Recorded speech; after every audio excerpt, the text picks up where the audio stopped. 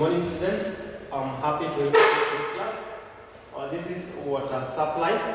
The topic we still continue with discharge measurements. So today's class we want to talk about open channels. I said open channels are channels which allow the flow of liquids or through the gravitational forces. We said we can have these various types of open channels. They can be in the circular sections, rectangular sections, or triangular sections, and trapezoidal sections. As we continue, you will see how the circular sections look like and how rectangular, triangular, and trapezoidal sections look like.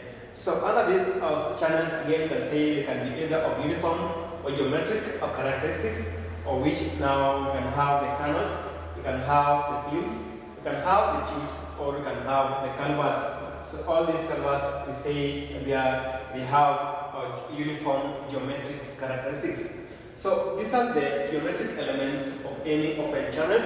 So by the time we are designing any open channels, for you to understand this, the open channels is like the drainages or the culverts, anything that can allow the flow of water. If you look at the culvert, there's a part which allows between the headland or the headroom and the bottom, we have a place which allows the flow of water. If you look at the channels or the drainages, we can have the precast, or the precast, or we can have the in situ. So we can design these channels to allow the flow of water. So if you have decided to use the rectangular sections, it means it has the breadth and it has the depth, so this water will be flowing. So at the bottom at which this water is going to flow, we say that's the bottom. Then we have the depth at which the maximum depth that we have dug so that the water can leave enough space for the water. That one we say is the depth. So we have this characteristic. The first characteristic can say the depth of flow is always given as D. So in any case, you see from the example given that the depth of sections, the depth of flow is just take it as D, and say this is a vertical distance of the lowest point of the channel sections or from the free surface. Another characteristics of this open channel, we can have the hydraulic depth, which is given as a capital D, and we say this is the average depth of flow, which is always given as a ratio of cross-sectional area to the topping of the channel. So for us to get the hydraulic depth of any sections, we have to divide the area by the topping channel. Another type of characteristics that you can have, we have the freeboard. The freeboard is always given as B, or you can say is the breadth of sections. So when designing any flow, we have to give them the breadth, or we call it the freeboard, and say this is the vertical distance from the design of the water surface to the top of the channel. Then we have another characteristic which we call it the weighted perimeter, which is always given as P, and the same, this is the length of the weighted surface, which is measured in normal to the directions of flow. So for us to get the weighted surface or the weighted perimeter, we have to add the depth plus the breadth, which is small d plus the small b. We have the area of flow, which is always given as A. So we say this is the cross-sectional area of flow, which is normal to the directions of flow. So for us to get the area still remain the same, the area of rectangular sections, we simply have to multiply the breadth times depth or length times width. So it is B times D. Then we have the hydraulic radius, which is always given as R or M. So in any case, you get the to determine the hydraulic radius, which is R or M. We say is the water area, which is divided by the weighted surface. So for us to get R or for us to get this hydraulic radius, we have to divide the area and the perimeter. Another characteristics of these channels, we have what's called the energy gradient. In brackets, always given as SF. So SF, or the energy gradient, is given as, we say, is the slope of the energy to per unit length. This is the slope of the energy gradient line, or it is the head loss per unit or length. So when you have a head loss and you have the length of the flow, because we'll be told that this channel should supposed to discharge water maybe to 200 meters or maybe to 1 kilometer, then after getting the head loss, depending on what you are told, if you are told to get using the margins, you know how to calculate the head loss using the margin. If you are told to use the chases, you first of all have to get the head loss first, then you divide by the length. For that one, will give you to get the gradient, energy gradient. Then we have another characteristic which is called a stage, and a stage is the distance, is the vertical distance between the free surface of the water from the arbitrary datum.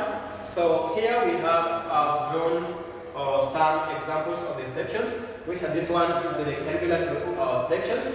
When you have the rectangular cross sections, we can get the area, which is the length that which is BD. For us to get the parameter of the rectangular sections, we have to get the breadth of freeboard, which is the breadth is B, plus 2D, which is 2 times depth of flow. Then for us to get the gradients, we can get the hydraulic radius, and on R we say the hydraulic radius is equals to area times weighted surface, where the area is given as BD, where the weighted surface is given as freeboard plus 2 depth of flow. If you look at the trapezoidal sections, this is how trapezoidal sections look like. When you have trapezoidal sections, we have the breadth, we have the change in coefficients of roughness times the distance. If you look at this one, we have the depth of flow, which is given a small d. Then we have the bigger d, which is the hydraulic depth. But from when you want to use the trapezoidal sections, we have some ratios. There is change in distance to coefficients of roughness. So if you have the coefficients of roughness, so it is 1 to 1. Therefore, from this distance, that is left between the block of sections of the freeboard, and this distance we have to get the change, where we have coefficients of roughness times the depth of freeboard. Therefore, for this one, can give us area times is equals to coefficients of roughness times the depth of flow squared. But when we go to radius, if you're told to get the hydraulic radius, how can we calculate hydraulic radius in case we have a trapezoidal section?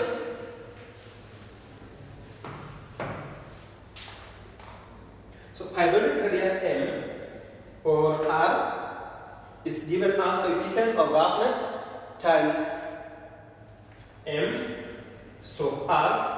This one is it is called hydraulic radius, is given as M, which is coefficient of roughness times diameter, divided by we have to divide by 2 into square root of 1 plus a coefficient of roughness squared. You say where N is equal to coefficient of roughness,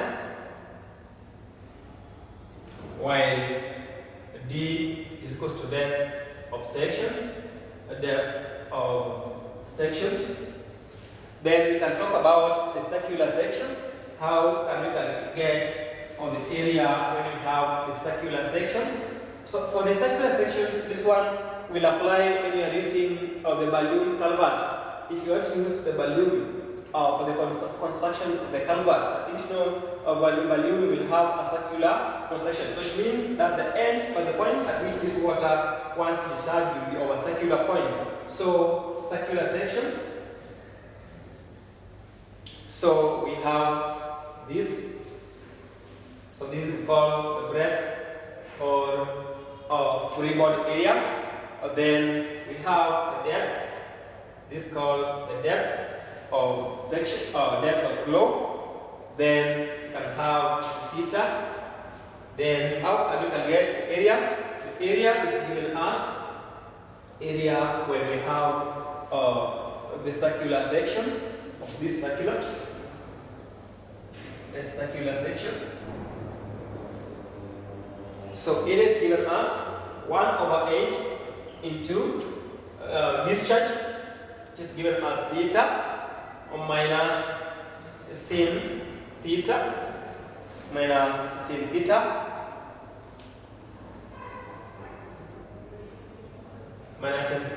times d squared, where the big which is the hydraulic depth, we see, where theta is equals to, where Q is equals to discharge, then D is equals to hydraulic depth, where D is equals to hydraulic depth, where theta is equals to angle between the breadth, angle between the free body and the circular, and the depth of flow If you look at this, is a diameter that this pipe is having. Always we have calvet 6, calvet 9, or depending on that. So the distance is angle that we will be making. So we have to get that. Then we have the perimeter. So this D is up to here. Then we have the perimeter up to that section. So in this distance is the depth at which this water, the maximum of depth at which the water can flow before interfering with this. Then we have this P. So while P I said this was weighted perimeter. So the weighted perimeter is given as a half into radius, hydraulic radius squared. It is given as a half discharge D squared, which is sometimes can say is given as D or theta D discharge, while we can get the radius or hydraulic radius M is given as, how can we get this one? Is a quarter minus sin theta D over discharge, sin theta D over discharge. So from there we mark the end of our today's class. If we meet in the next class, we'll be now doing more examples on these constructions. Or before we finish, we have to use 2 or more examples of the construction, rectangular constructions, and any other. Thank you.